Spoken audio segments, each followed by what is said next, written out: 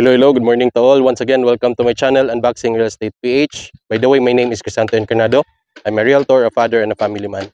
So today, I am here at Villa Castellana Subdivision. At my back is the two-story duplex unit. So we are here pala because today, open na nila yung dressed unit na two-story duplex. And I'm pretty much sure na magugustuhan ninyo yung interior ng ating two-story duplex. So I hope you are gonna watch this video, and for that, watch this video. Alright.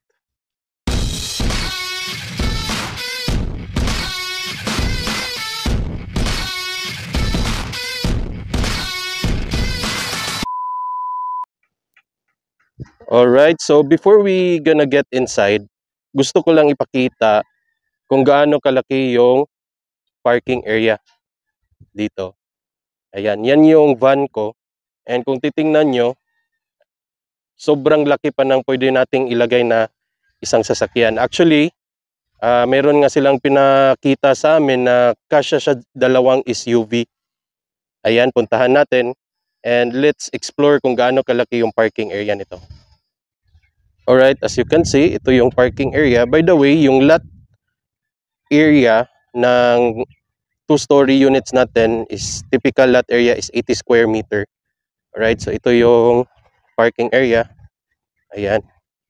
No, as you can see, kasyang-kasya yung minivan ko dito. In fact, pwede ka pang maglagay ng isang SUV dyan. Ayan, so sobrang laki ng parking area nila. Ayan. So ito yung service area. Alright, so ito yung view natin outside the parking area.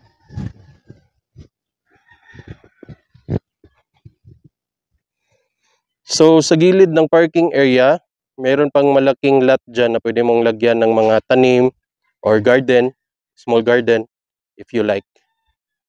So this is the typical 80 square meter lot area of a two-story unit in Villa Castellana Subdivision. The floor area of this unit is 44 square meter. Alright, so excited na ba kayo? So at this moment, we're gonna get inside and let's unbox the two-story duplex dressed unit. Alright. So by the way, itong dressed unit nila is a corner lot. Medyo malaki yung corner lot niya dito. Ayan. So let's get inside.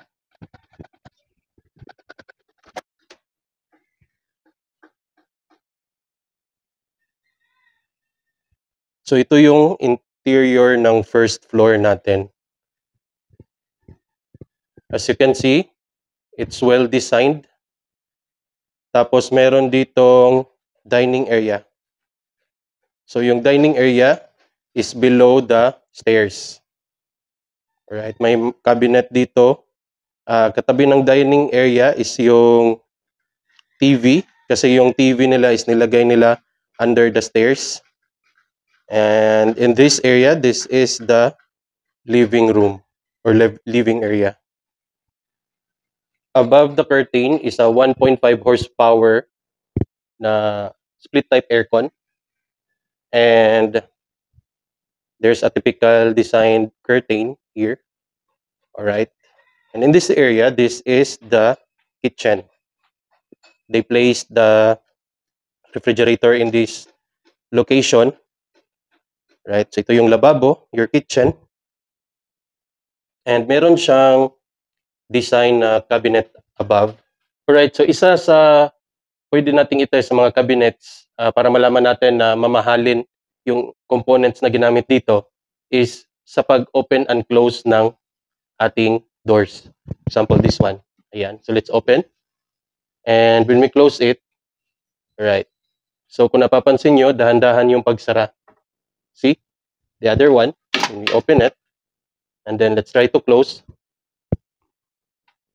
Alright. See? So dahan-dahan yung pagsara. So ibig sabihin daw niyan, mamahalin yung mga components na ginamit sa cabinet na to. And by the way, ang ginamit daw nila na plywood dito is marine plywood. And hindi siya basta-bastang marine plywood kasi in-order pa nila ito sa Thailand. So it can withstand a lot of water, pag mabasa siya, pag na-moist, pag nagluluto tayo tapos yung moist, umaakyat sa taas, hindi daw siya basta-basta nagmo-molds or nasisira because this is a special type of plywood, right? So under the kitchen, this is the design. Yan. So may access dito, lagayan ng mga ibang kitchen materials natin. All right. And in this area, ito yung access papuntang service area. All right. So ito yung service area. Ayan. This is the access door going inside your unit. All right, let's get inside. And now let's get inside the first toilet and bath. All right. So ito yung toilet and bath natin. So ganito nila dinesign. All right. So mayroon siyang sliding curtain. Okay. So this is the first floor na toilet and bath.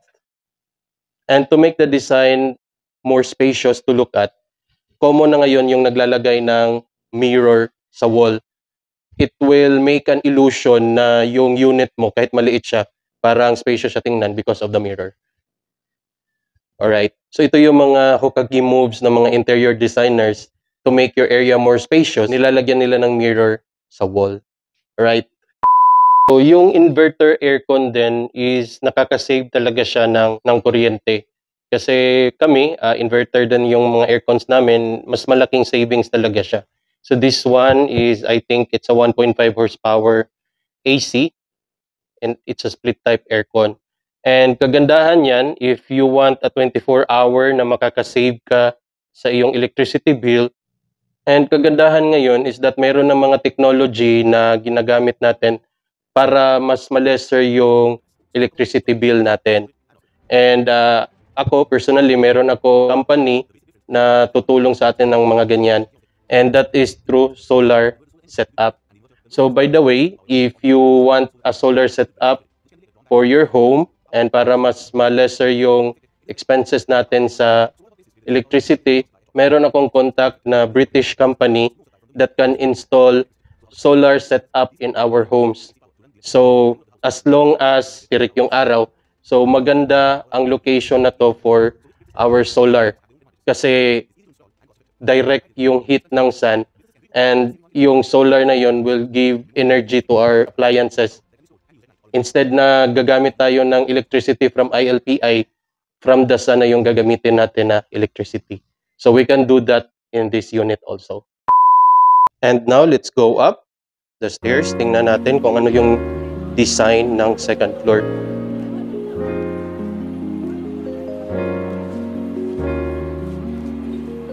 But here it is. Ito yung entrance mo sa second floor. Dito yung first room. Alright? Nandito yung second room. So papasukin natin yan mamaya. And nandito yung second na CR. Alright. Okay, so first, let's get inside the master's bedroom. Alright, so this is the master's bedroom. As you can see, it also has a split type inverter aircon. I think this is 1.5 horsepower. Alright, so ayan, merong vertical window here. There's also a window here. Alright, and another window here. So this is the design of their bedroom.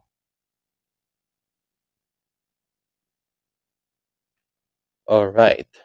So meron siyang cabinet na ganyan. Alright, so let's open. Ayan, basic cabinet for your dress. And merong, again, mirror here and working station. If you are an onliner, magagamit mo to for as your working station. Okay, now let's go to the second bedroom.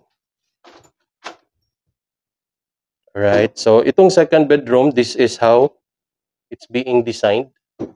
It has a bed good for one, and merong working station dito, no, study area ng mga anak nyo. And then there's a 1 horsepower aircon na window type here. All right. So ito yung cabinet. Again, it's a basic design na cabinet. And then sa area na to, no, you can also put some dividers like this to add aesthetics in your room. All right. And this kind of designs. It has 2 windows, all right, and basic curtains. All right. See? It's a very nice interior for our bedrooms, for the first and second bedrooms. So ngayon naman, papasukin natin yung second floor na CR. Right? So this is the second floor CR. Hello. Again, almost the same design with the first floor CR. Ayan, meron siyang window dyan. Tsaka, ayan. So shower, the toilet, and bath. Okay. Ayan. So yan yung makikita mo pag sisilip ka dyan. Alright. Okay, let's go down.